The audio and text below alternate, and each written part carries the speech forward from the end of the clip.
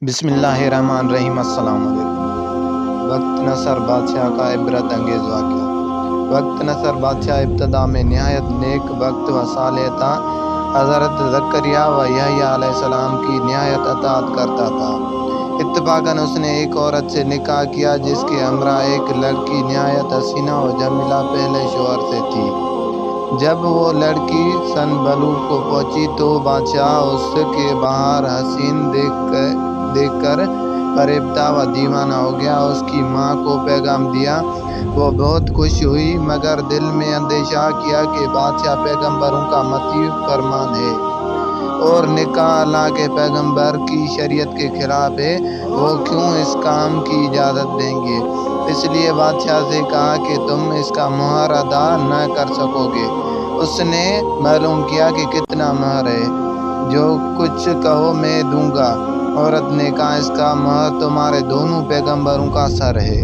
اگر تم یہ مہر ادا کر سکو تو لڑکی حاضر ہے، ورنہ اس کا نام مت لو۔ بادشاہ نے کہا، یہ پیغمبر ہمارے دشمن نہیں بلکہ ہمارے خیر خواہ اور دعاگو ہیں۔ ان کو بے جرم گناہ قتل کرنا ظلم میں عظیم ہے۔ اس کے سوا کچھ اور مانگو، جو مہر کہو مجھے منظور ہے۔ اس نے کہا، اس کے سوا کوئی مہر نہیں ہے۔ بادشاہ نے ہوائے نفسانی سے مغلوب ہو کر فوج کو حکم دیا کہ دونوں بے گناہوں کا سر کاٹ لاؤ۔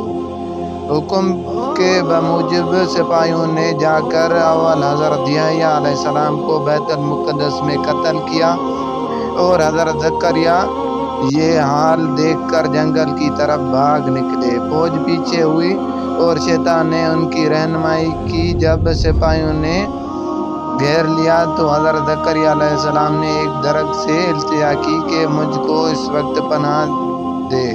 وہ درخت پھٹ گیا، یہ اس کے اندر سما گئے، وہ پھر بند ہو گیا، لیکن ایک کپڑا باہر رہ گیا۔ فوج متحیر ہوئی کہ کہاں غائب ہو گئے۔ شیطان نے نشان دیا کہ اس درخت کے اندر ہے اور یہ کپڑا ان کا موجود ہے ہونے کی علامت ہے۔ پھر شیطان نے آرا کی ترکیب بتلائی، درخت چیرا گیا۔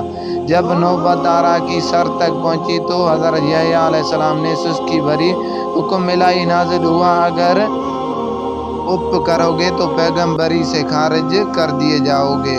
تم نے غیر سے کیوں پناہ مانگی؟ اگر ہم سے التجا کرتے تو کیا ہم پناہ نہیں دے سکتے تھے؟ اب اس کا مزہ چکھو اور چپ سر پر آرا چلنے دو۔ گردیا کے سر سے پاؤں تک جسم چیرا گیا اور حضرت زکریا علیہ السلام نے دم نہ مارا۔ جب دونوں پیغمبر اس بے دردی سے قتل ہوئے تو غضب الہی نازل ہوا۔ دن تاریک ہو گیا۔ ایک بادشاہ فوج خون خوار لے کر چڑھا اور اس شہر کے باشندوں کو گرفتار کر لیا۔ حضرت یحییٰ علیہ السلام کا خون بند نہ ہوتا تھا۔ جب قبر میں رکھتے تھے تو قبر خون سے لبریز ہو جاتی تھی۔ بادشاہ کے لشکر نے قسم کھائی کہ جب تک خون بند نہ ہوگا میں قتل سے باز نہ رہوں گا۔ ہزاروں آدمی قتل کر دیے گئے لیکن خون بند نہ ہوا۔ اس وقت ایک شخص حضرت یحییٰ علیہ السلام کی لاش پر آیا اور کہا کہ تم پیغمبر ہو یا ظالم؟ ایک خون کے بدلے میں ہزاروں آدمی قتل ہو چکے ہیں، اب کیا سارے جہان کو قتل کرواؤ گے کیا؟ اتنا کہنا تھا کہ خون بند ہو گیا۔ جامع دمشق میں حضرت یحییٰ علیہ السلام کی قبر ہے۔ ہمیں اس واقعے سے یہ سبق ملتا ہے کہ جب ایک نبی کو بھی اللہ تعالیٰ نے بطور تنبیہ کے آرے سے چیروا دیا تو ہماری کیا حیثیت ہے؟ پھر اس لیے اس واقعے سے سبق حاصل کرتے ہوئے ہمیں چاہیے کہ نہ تو کبھی کسی پر کوئی ظلم کریں اور نہ اللہ کے سوا کسی سے مدد مانگیں۔ اللہ تعالیٰ ہم سب کو عمل کرنے کی توفیق عطا فرمائے، آمین یا رب العالمین۔ دوستو، کیسے لگی آپ کو ہماری آج کی ویڈیو؟ اپنی رائے سے ضرور آگاہ کیجیے۔ اگر پسند آئیے تو اسے لائک اور شیئر ضرور کریں۔ انشاءاللہ ہماری ملاقات اگلی ویڈیو میں ہوگی، تب تک کے لیے اجازت دیجیے۔ اللہ حافظ۔